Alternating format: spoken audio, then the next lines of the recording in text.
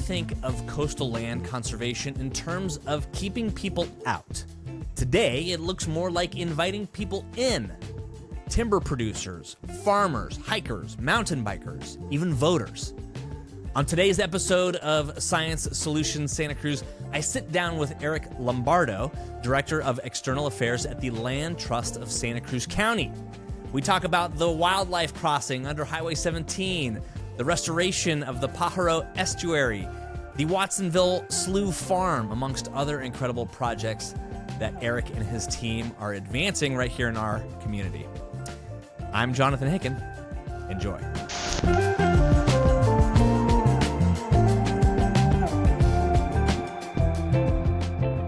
In the studio today, we have Eric Lombardo, Director of External Affairs at the Land Trust of Santa Cruz County. Welcome, Eric. Thank you so much, Jonathan. Glad to be here. And hey, congrats on the space. It's beautiful. Thank you, man. I really appreciate that. It's been an absolute blast. And I've had some awesome conversations, and I know we're going to have an awesome one right now. So if you had asked me like 3 years ago, what is a land trust? I would have probably said something along the effect of like, oh, this is a group of people that buys land and then like fences it off and nobody can access it. It's just for nature. We can't go there. That's probably what I would have said a couple of years ago if you had asked me. How true is that? What is a land trust? I would say you're already ahead of most folks. If you asked me this 4 or 5 years ago, I would have had no idea what a land trust was. And what you're talking about is what I think of as kind of the traditional model that people think of when they think of a land trust. They're buying land, they're gating it off. It's for some good purpose that no one really knows about. And fundamentally, it does some good stuff, but there's not quite that kind of connection to the community. And for me and for our organization, a land trust is so much more. And actually providing public access is right there at the core of what we do. And of course, protecting biodiversity, protecting the natural habitats that make this place so special is always going to be a part of what we do too. And also our working landscapes, our farms, our ranches, all of these things can come together under one land trust banner and turn into the work that we do. Every year, we're kind of doing something a little bit different too. And that's one of the beautiful things about this land trust in our community is it's something of a kind of living conservation laboratory where we're trying new things, getting out into the community, understanding what our partners need, what folks just out there living their lives in Santa Cruz County need, and going from there. And so every year is a little bit different, but we take those 3 pillars, the public access, biodiversity, and working landscapes as our kind of main pillars.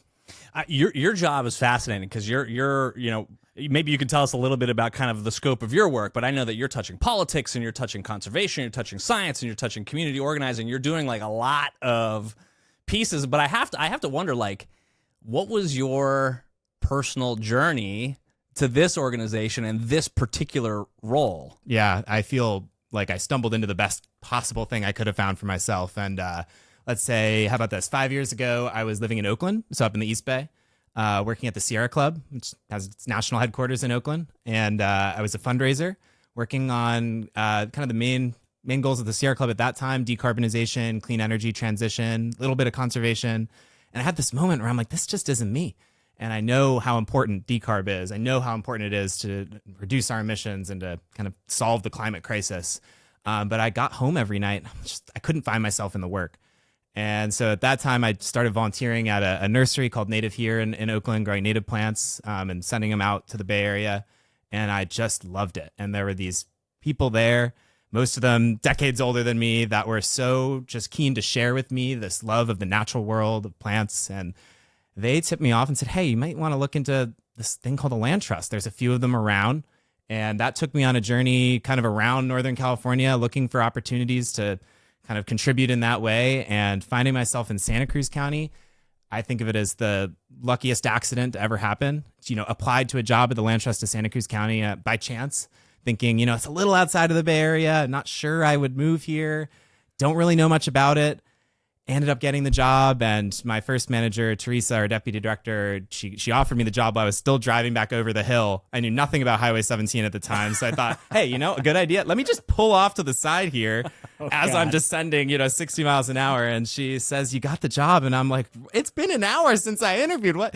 Really? I couldn't believe it. And even harder than that was getting back on 17. And anyway, from there, it just turned into this amazing journey of growing into this organization, learning about this beautiful place that's now home for me. And yeah, like kind of finding myself in the work. Yeah. Can you recall a moment where you knew like, oh yeah, like this is the place, this is the organization? How about week one? Okay. Literally. This is my 5th day on the job, and we had some staff, that weren't able to be there for this thing. And I was like, what's going on? There's this huge event. I know nothing about the organization. And it turned out that my very first week on the job, we were doing the celebration to break ground on the Highway 17 wildlife crossing at Laurel Curve, this beautiful wildlife undercrossing that's now, thousands of deer and other species, mountain lions, are moving through instead of getting hit on the road. And that project was pretty new to me also. I didn't really know what a wildlife crossing was at that time. And so, my boss said, just show up. They're going to plug you in. You're going to do something for this event. And so I get there. It's this beautiful site, but it's just off the highway. You can hear the traffic noise from where we were celebrating. And the folks that are walking in are environmentalists and conservationists, of course, but they're also Caltrans. They're also the highway patrol. They're elected officials, community members, people that have made this possible, made 2016 Measure D possible to get the funding for this. So many different folks from different places all coming together to celebrate something that I didn't even know we could do. And that was week one. And I'm like, this is my place. This is amazing. And I can't believe that the place that I just got a job at had a hand in making this all possible. And I just sat there and checked people in, and I was the happiest person I've ever been. And now you're driving over the 17 because you're headed to Sacramento for big state level, this is state level conversations, which maybe we can get into. But a moment ago, you mentioned that the Land Trust is about restoring biodiversity, increasing public access, and stewarding working lands, or something to that effect. Mm-hmm. Tell us about why is that the recipe for success? And what is the ultimate impact that you see as an organization if you were successful in doing all of those things? Right.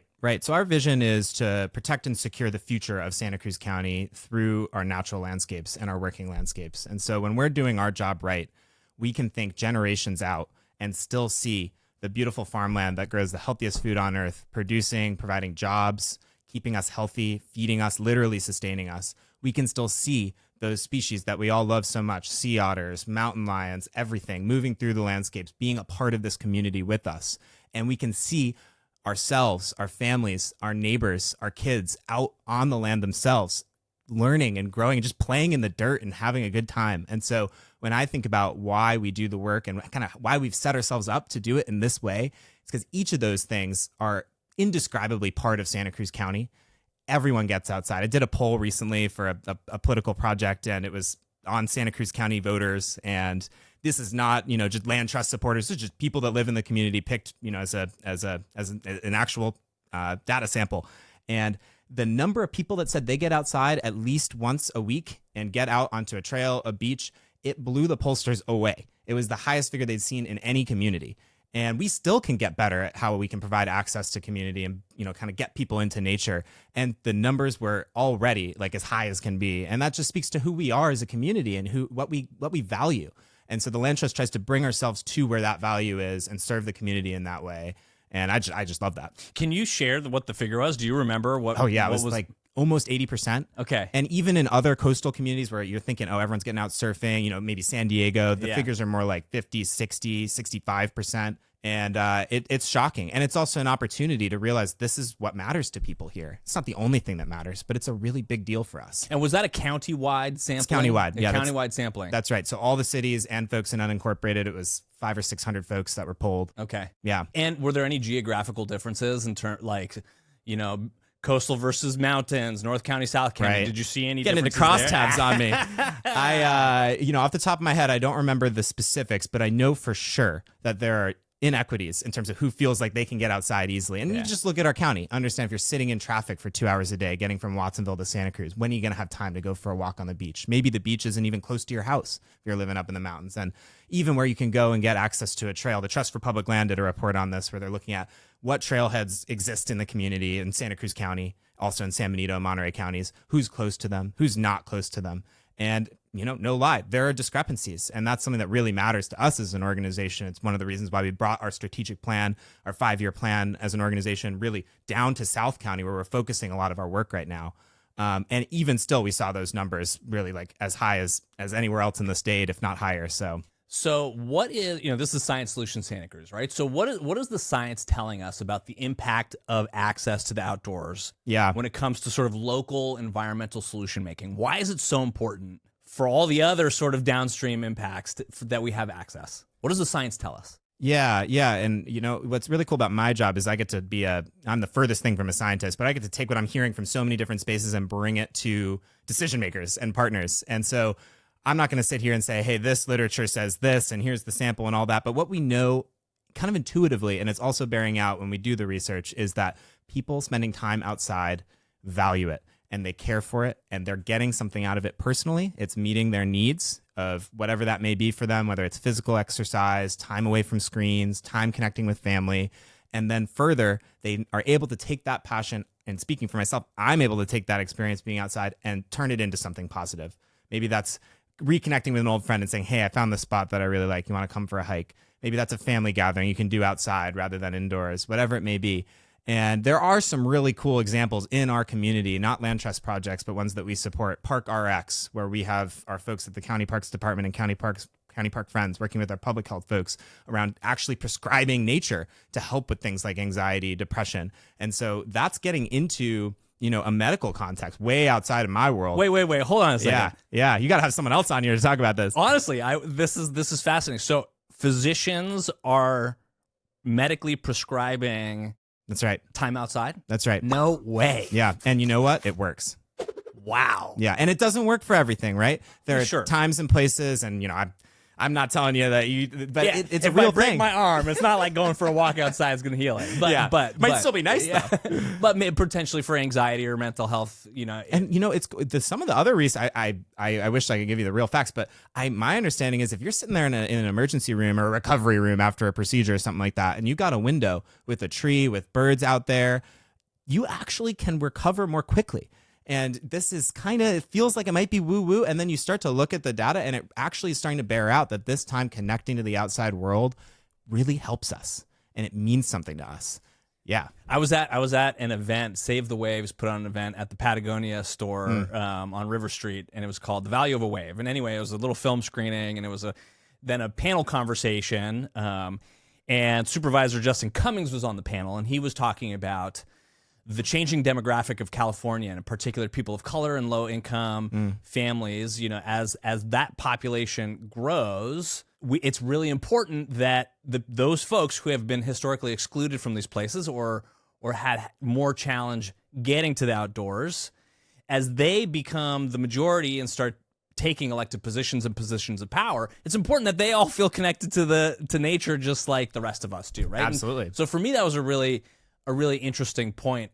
And that applies to low-income communities and communities of color for sure. But I imagine it applies to everybody, right? If we're outside, we care about it, we want to protect it, we want to invest in it. Yeah, and you know what? I didn't grow up hiking. I grew up on the East Coast.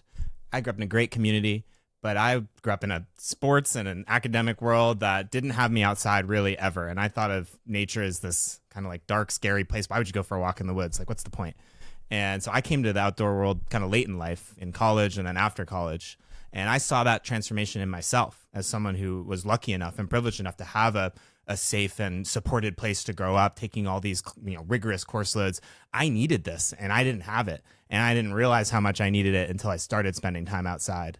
And so I think no matter where you're coming from, and even if you're already someone that goes outside, I think we can all see what we get out of this once we start it.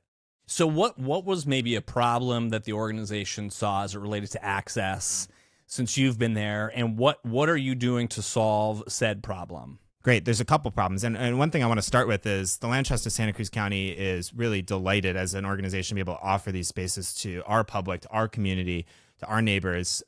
We don't charge for access. We want people to come as much as they can. And we have, off the top of my head, 5 preserves right now that are open to the public every day of the year, unless storms or something else keeps, got to keep folks safe.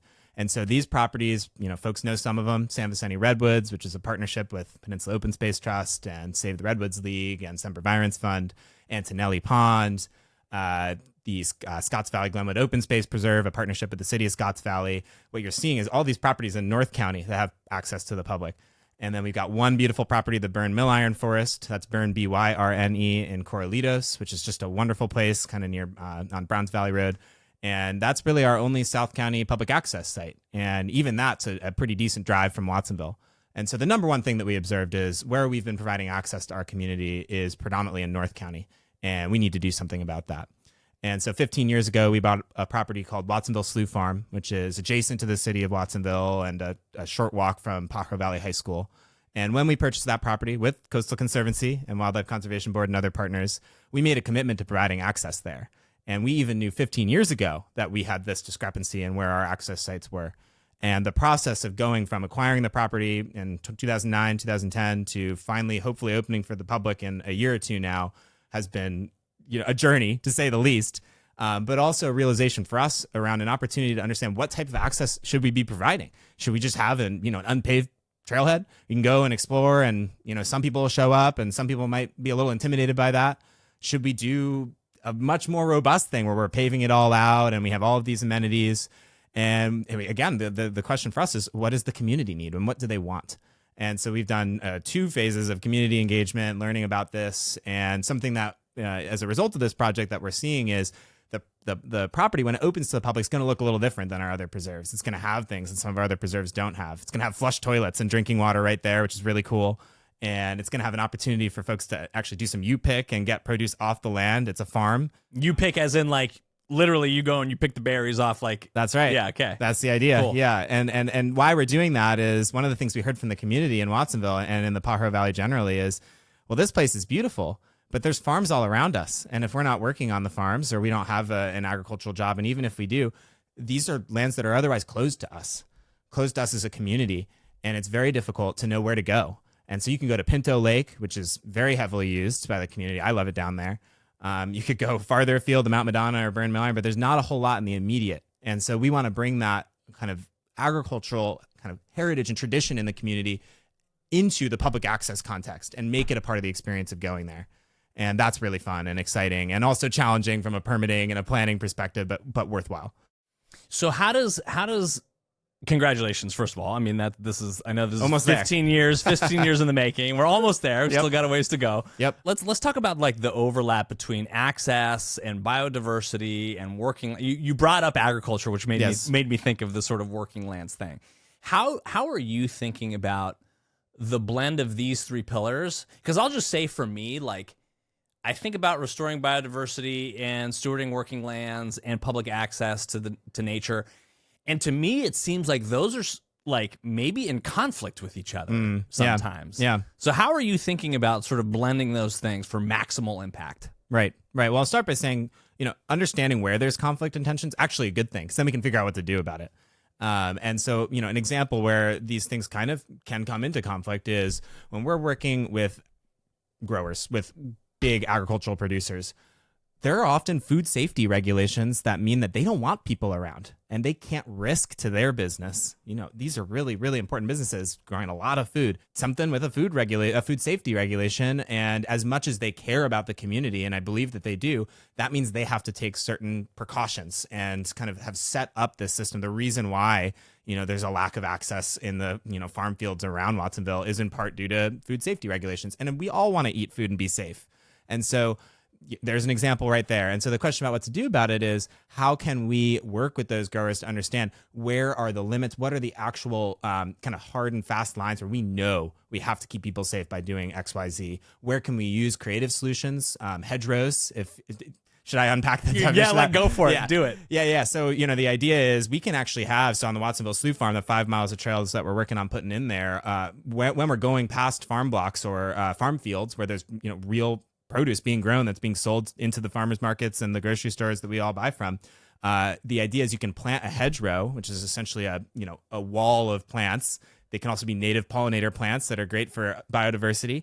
And that means that the visitors are much less likely to be interrupting or interfering with the food production, and they're getting this cool experience on the land at the same time. And that's a solution to that conflict, that tension. Cool. And I think I heard you say too, if you're planting native pollinators that's also promoting biodiversity too. Yeah, that's the idea, is that Yeah. these hedgerows are doing double duty. They're Yeah. keeping people safe and keeping the food safe, and they're doing something else. They're actually bringing back plants onto the landscape. That's super cool. So that's like a win-win-win for That's the your triple. For your, Yeah. that's the triple whammy. Yeah. That's awesome. So how are you? What are some other ways that you are, or other problems that you're seeing, right, within the county, where you're kind of using this three-prong approach to solve said problem? Yeah. I mean, one of my favorites that I've learned a lot, I came with no understanding of this before joining the Land Trust, it's sustainable timber and making sure that we have a local redwood economy that's producing a valuable good for us and the communities around us that's also consistent with providing public access and maintaining and enhancing biodiversity. And so going back to Burn Mill Iron, that property there in Corralitos has been sustainably harvested. In other words, we're going in every, let's say, 10 years or so and doing a single selection forestry operation with our partners at Big Creek and others. And they're coming in there and actually extracting a resource from the land, redwood, which is a super valuable piece of lumber, and then selling it into, I mean, we see Big Creek's locations all around our community and beyond. And the question that often gets asked is, how does that make sense? You can't be doing that, and also how it can't also be good for biodiversity. It can't also be good for public access. And our theory at the Land Trust is it can be, and it is. And actually, many people that are going to the Burn Mill Iron don't even realize that it's being harvested, because when we're doing it, we're not clear cutting. We're not going in and cutting a whole swath out. And whatever you think about that, we're modeling a different vision here, and that's building on decades of history. We have forest practice rules in Santa Cruz County and San Mateo County as well that mean that when we're doing timber, when we're doing forestry, it needs to be done in a certain way that keeps the forest healthy. But it also means that we work with our partners closely to talk about what types of conditions we're trying to create in the forest. We're not necessarily trying to maximize profit. We're actually trying to balance creating this economic good and also creating a really healthy ecosystem that's recovering from about a century ago when it was clear cut entirely. And so we can actually go to our partners in forestry and say, hey, we want this block of the Burn Mill Iron Forest to be late seral in 50 or 100 years. In other words, like mixed age, kind of recreating old growth redwood conditions. And forestry is the answer for how to get there. So they can thin all of these same age trees, open up the canopy. And this blew my mind that we could then use that and sell it on the market and do this amazing economic, activity, as well as create better conditions on the forest all at once. Okay, there's so much in there. So let's talk about first the like forest composition, because I think that's a fascinating piece of this. Yeah, you mentioned that 100 years ago, we clear cut these forests for a number of reasons.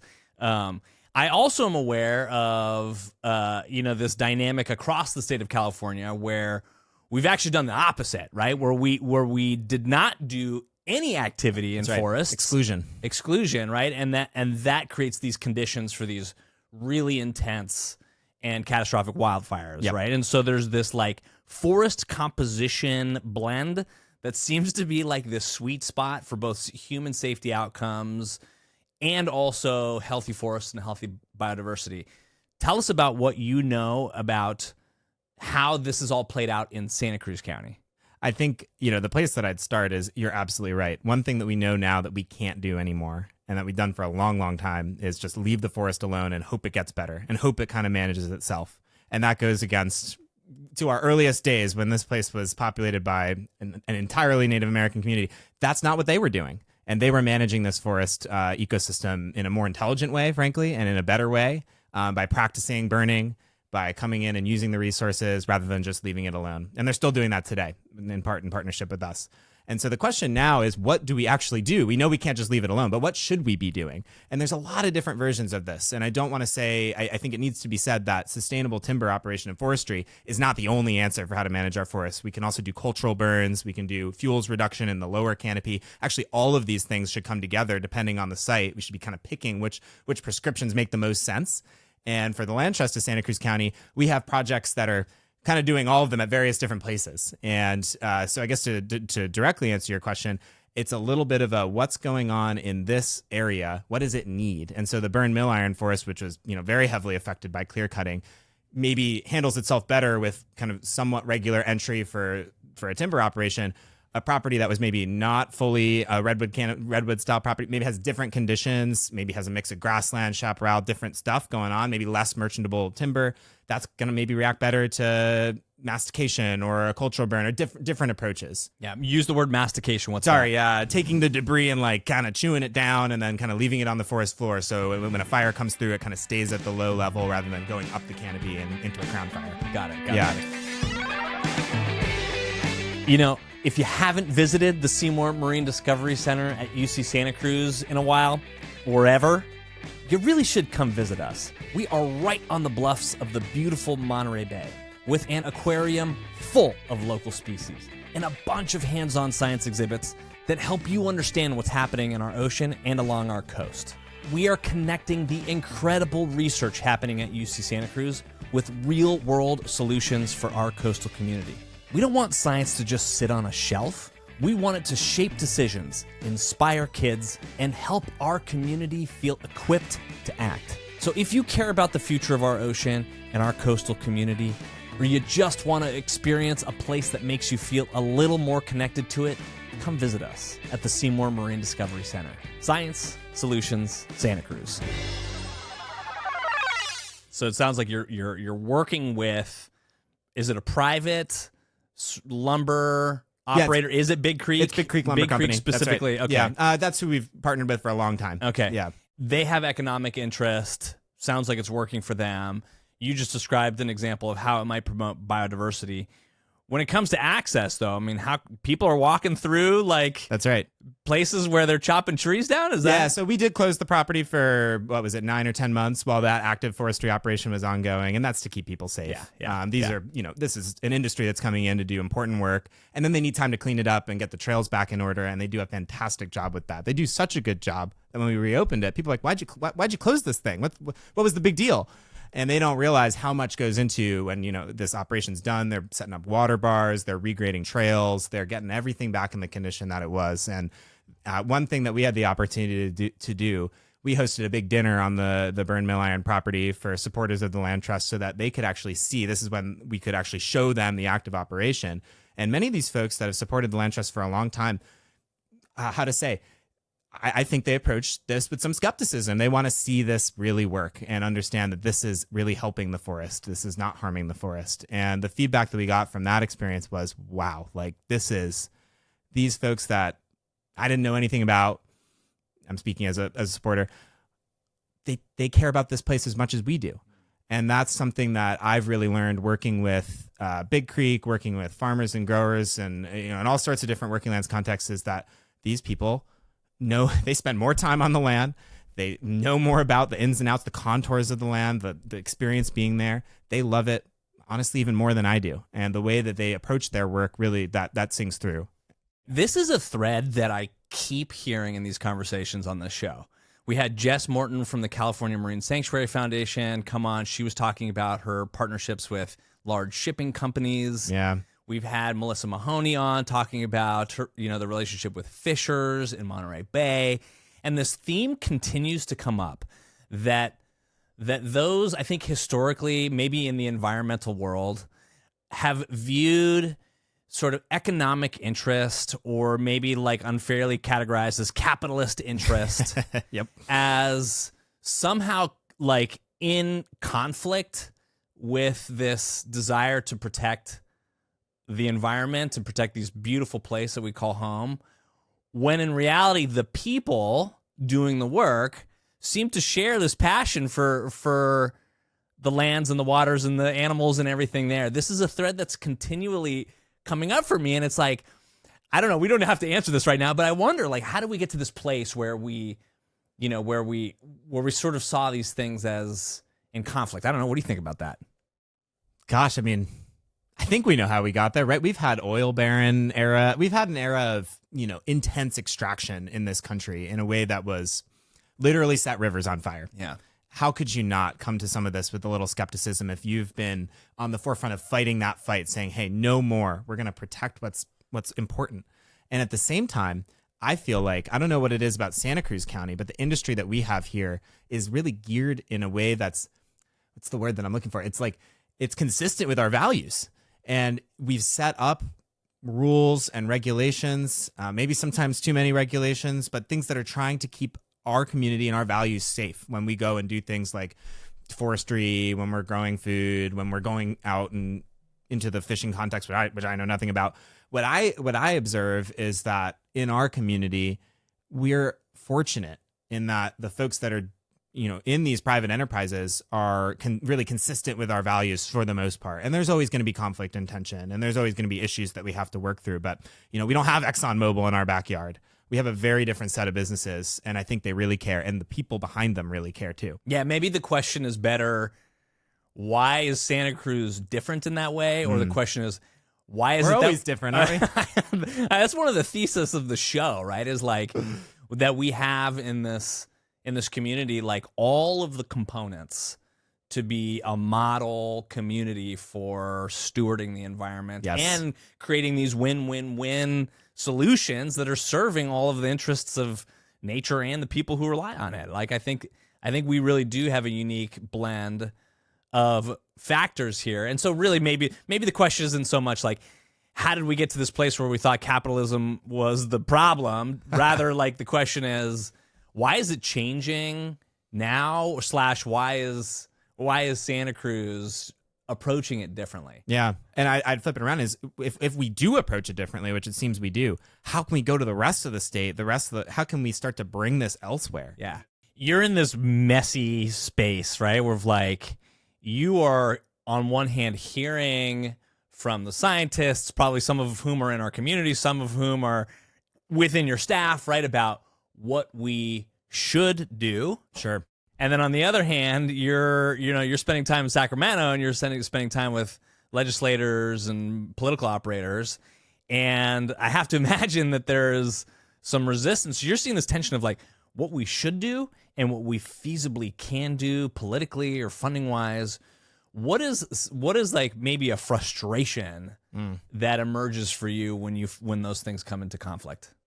Yeah, I think, going back to where I was 5 years ago, one of my biggest frustrations in the world of decarbonization is it feels like it's too big. It feels like, oh my God, we might not make it. We might not get to where we need to go. And how can this one incremental project, this one transmission line, renewable, whatever it is, really make a difference? And I think that's where you're getting on the kind of the side of righteousness. Like there's so much that we have to do. And if we can't get there, what's the point at all? And then on the other side is, well, the planet's cooked. Let's just, let's just have a good time. Throw our arms up and yeah. I don't know what it is for me. I guess I think of myself as a pragmatist and someone that sits down and says, okay, here's what we have. We have a pot of funding over here. We have a policy framework over here, and we have an issue over here. And, if we're looking at maybe, what's a good example? Trying to recover the Santa Cruz long-toed salamander, a federally listed species that Eric works on, other Eric. And we're thinking, shoot, this thing's been listed since the original Endangered Species Act was authored like 50 years ago. We've still not even downlisted it. We're nowhere near where we want to be long-term for this species. And we know that this next action, buying a property for trying to connect populations of this species, which are disconnected because of roads and infrastructure, we can align. We've got a funding pot over here. We know we can do that. And we can line it up with this grant program with the property that we're working on protecting. And is that going to save the species? And the answer is no. That is not going to save the species. But you know what? It's going to get us one step closer, and that's a good thing. And along the way, that property that we bought is doing all sorts of other stuff for the community. It's got great habitat for monarchs. It's doing all these co-benefits, as I have to say on my grant applications. And so for me, it's like, great, that's incremental progress. And that's something that we can be proud of. And we don't need to sit there and say, well, shoot, like we're still 10 years from getting this to where it should be. And we also don't say, well, was that even worth it at all? And we can be right there in the middle. And then as you do that, it kind of turns into, okay, there's 10 projects that come together over the last few years. Like something actually starts to come out of that in a really good way.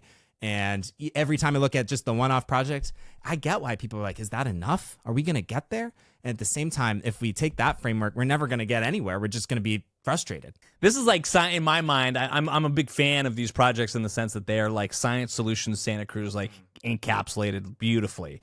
And that is this wildlife crossing. You mentioned at the top, you were driving over 17. There's that tunnel now, which has been open a few years. We like undercrossing. Undercrossing, excuse me. And then I know you're working on one along Highway 101. That's right. In that region you mentioned now. Yeah, by the Red Barn for regular drivers of 101. That's right, by the Red Barn. So tell us about these crossings and why they're so important for the overall vision of the land trust. Yeah. I'll say two things about it. The first is kind of core to what the land trust does, is that we could buy land in every part of the community and protect it, conserve it, do all the things we mentioned earlier, provide access, do restoration projects. But functionally, our infrastructure affects wildlife as well. And so what we've observed, and Brian Largay, our conservation director, just finished putting together a really fantastic and detailed report on this linkage and the issues. And one of the issues is land protection. There's lots of unprotected land in southern Santa Cruz County, northern San Benito County that's under threat of development in places where it shouldn't be, high fire risk areas. But another one is our wildlife's dying on the road. They are getting hit over and over again. And when we realized this, we realized that we needed to bring out a different type of tool. We can't buy land. We can't buy our way out of that in terms of land purchases. What we need to do is build partnerships and kind of get into the infrastructure game to an extent.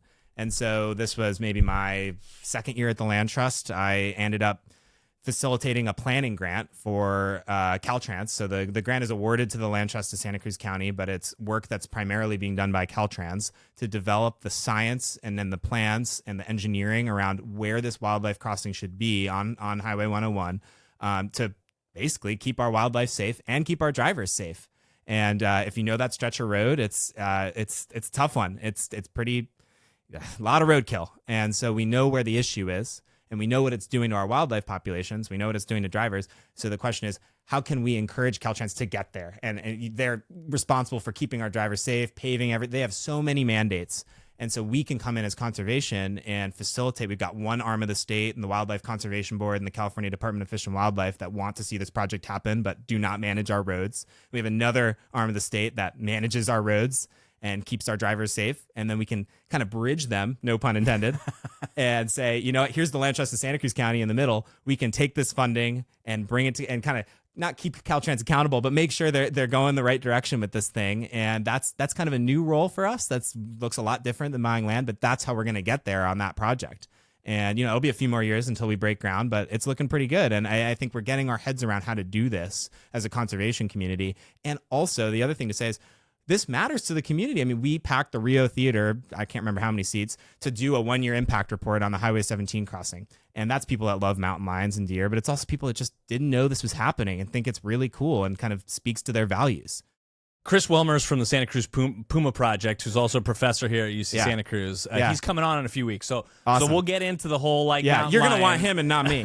Yeah. Let's also, you mentioned the mouth of the Pajaro River and the estuary down there. So I know that there's this big flagship project called Beach Ranch. It's actually going to be featured at the end of June, or excuse me, at the beginning of June. We're opening a new experience here at Seymour Center called Seymour HQ, where essentially we're trying to bring sort of the latest, coolest science and coolest conservation projects to the public really, really quickly. That's part of the dream and part of the promise. And we are going to feature Beach Ranch as one of the elements of that exhibit. And Beach Ranch is such a cool story. And so I would just sit here and tell people about it, but I prefer you do it. Tell us why Beach Ranch and with the work going on there is this combination of your three pillars, biodiversity, working lands, and access, and why this is such an important project for sort of building a resilient coastal community.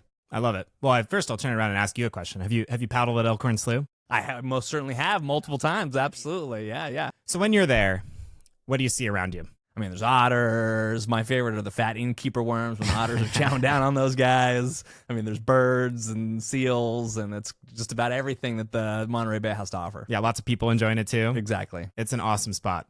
When we're looking at this part of the coast, something that you'll notice right away is there aren't a lot of places like Elkhorn Slough near us. And, you got to go pretty far up there to many. It's a long trip to get to another kind of estuary-like environment that is in the condition that Elkhorn Slough is in, which is, decades of work from federal partners, Elkhorn Slough Foundation, so many to be where we are right now there.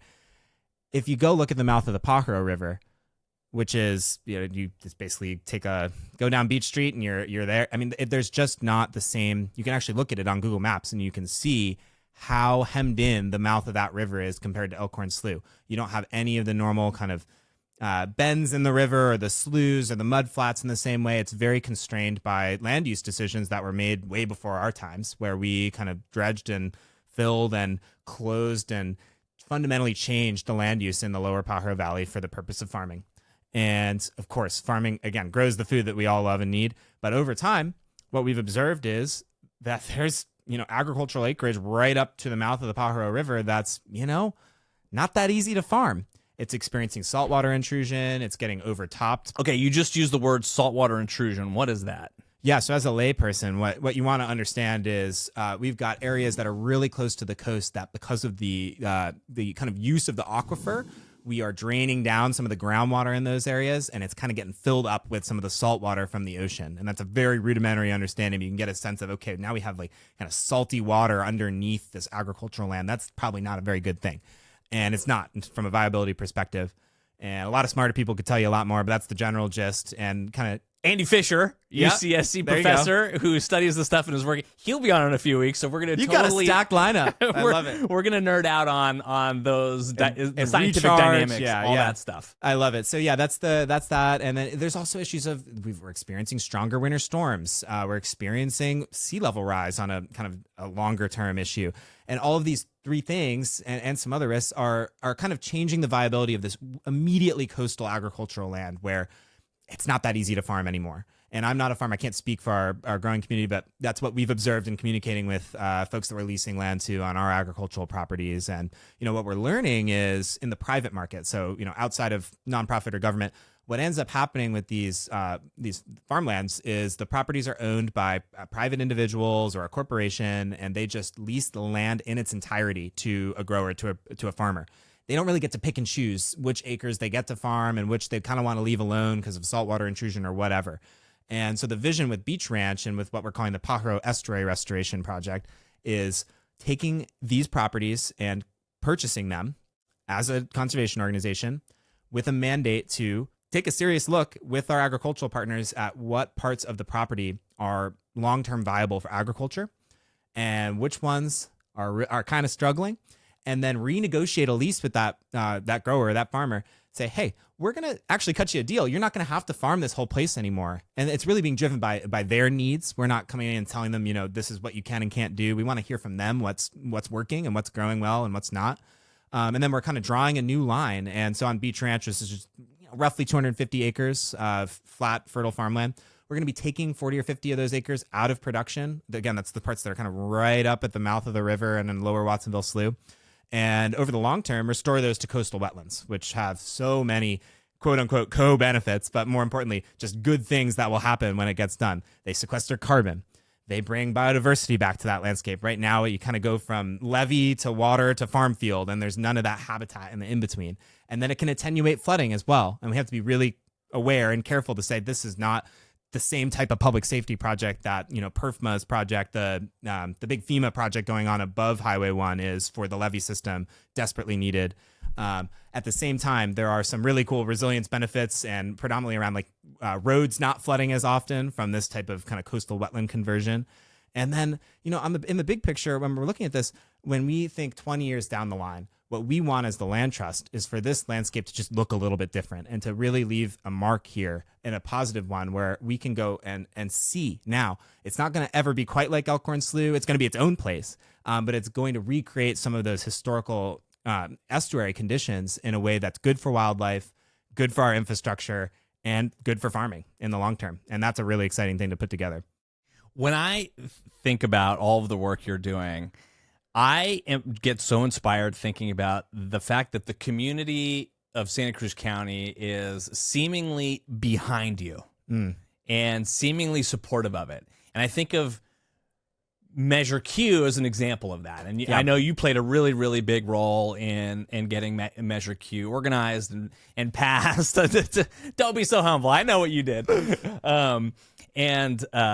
And it passed in this community, and I think that was a testament to where but one of those unique sort of ingredients of what makes Santa Cruz so special is that we as a community went forward and said, we are willing, we are ready to invest through this particular measure in organizations like yours in the community to say, hey, we want to create a resilient coastal community and we're willing to pay for it and think of nature less as something to go see and enjoy and almost more as a utility that we need to continually invest in because it is serving, the greater good, and it's serving the culture, and it's serving the economy, and all the things. Tell me about, what do you see when it comes to the collective approach and where we are at as a community as it relates to this work? It's a big story, and it's a cool one, honestly. And so Measure Q is one of the biggest projects I've gotten to work on as a professional. And why did we start working on it? What was the point of Measure Q? And I think getting there for me is kind of a story about first principles. And for me, wanting to do this, it fundamentally is a funding measure. This is about bringing resources to the land, if you will. We're not changing policy. We're not adding regulations. We're talking about resources, money. And why? Why do we need that?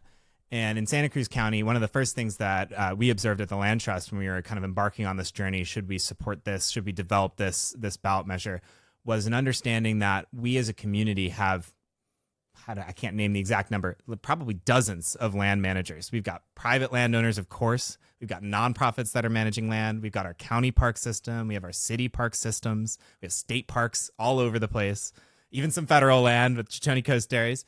And, one of the things that we realized is kind of all of these lands need investment as a utility so that if we can take care of them, they take care of us. And the three ways that I think about that is when we're investing in landscapes and stewarding the land, doing restoration projects, what that's doing for us is it's keeping us safer. It's lowering the wildfire risk or addressing flood risks. It's also giving us a place where we can experience nature safely outside. And then the last one is kind of this, Alaska Last Frontier thing where these things just matter to us. We don't want to live in a community where we lose mountain lions, some of these really important things to us as a culture. And so those three things, all three of those issues are lacking resources. It needs funding. And it's not just the land trust. It's not just state parks. It's not just the county park system. We all have this need. And so Measure Q as an idea was a way that we could help our community of land managers and our community of people take care of the lands around us, almost agnostic to the land manager itself, like who owns that specific property. And that's a model that doesn't have a lot of precedent at a local level. A lot of the times you could see like a parks bond that's kind of going into a specific, park system. And we were like, what if we did this way and try and benefit everyone from the Resource Conservation District to the Land Trust to the County of Santa Cruz itself? And the thing I'll say about it is it requires a fundamental belief in government, that we can resource government and get the money out the door and do good things. And I'm a believer in government, and I see the people that make this place work day in and day out, and I know they get some flack here and there. I see the good things that can come as a part of resourcing them. And that's what Measure Q is all about. And we're just starting to see now some of the first funds get out the door and get into the community. And I just can't wait to see so much more storytelling as a result of what's getting in, the actual investment. People are going to start seeing Measure Q signs up for projects that are benefited by this funding source. And then the last thing I want to say is this isn't just about us helping ourselves. There is this concept in the transportation world. There's this idea of a self-help county, which is a county that essentially taxes itself to raise revenue that then gets matched to state and federal sources to go build a highway, whatever it is. And I think conservation needs to kind of come to terms with that type of conversation as well, or environmental work, where Measure Q fundamentally makes us a self-help community. We are taking care of some of this stuff ourselves, but it's not just us. And one thing that I take really seriously with my role at the Land Trust is I'm taking resources from the state level and bringing them here. We've had the great fortune of raising a little more than $50 million in the last 4 years from state and federal sources and bringing them to our community rather than having them go elsewhere. And so when we're talking about Measure Q and kind of spending money ourselves to get good things done, that's getting backed up by huge investments by the state. That Beach Ranch project benefited from $8 million from the State Coastal Conservancy, a state grant to make that project possible. These are huge investments. So we're not doing this alone. But Measure Q fills that gap where we can say, hey, we're playing our part. Let's bring resources to the community as well and make bigger things happen as a result. Yeah, we're putting skin in the game. That's right. Right? And we can go to a state funder and be like, we're ready. We're here. We're ready to do it. Yep. And that probably builds confidence in our ability to get it done. Eric, this has been awesome. Is there anything else that you want to plug or anything that you want everybody to know about your work or what to expect? What I want to say is I get to do the job that I do because of the projects that we do being possible and being led by amazing people. So yeah, Brian Largay, our conservation director, Barry Baker, our director of land protection, Matt Timmer, our director of land stewardship, the teams behind them, and Sarah Newkirk, our executive director. This team makes my job so much fun to go out there and bring resources in, because these projects are just so cool and so important to the community. And so I just want to kind of acknowledge the team that's around me and our board and our supporters, members of the Land Trust. If you don't know about the Land Trust of Santa Cruz County, I encourage you to check out our website, landtrustsantacruz.org. And what I want to say about that is if you want to support us to be a member of the Land Trust, you got to give us $1. And what that means is you got a little skin in the game into what we do, but we don't care how many resources you have. Maybe that's not even possible for you. You just want to go out for a hike on one of our properties. You can be a part of the Land Trust community in so many different ways. And I know you are. And I just really appreciate all the ways that we build bridges with other partners in our community. And my door is always open. And so if you're a partner organization or just someone in the community that wants to learn more about this stuff, or maybe see if we can work on a grant together or go talk to an elected official together, I really love doing this with an open door. And I think that's what I'll leave it with. Well, thank you, Eric, and thank you so much for coming on. Glad to be here. Thank you. All right, that does it for the pod.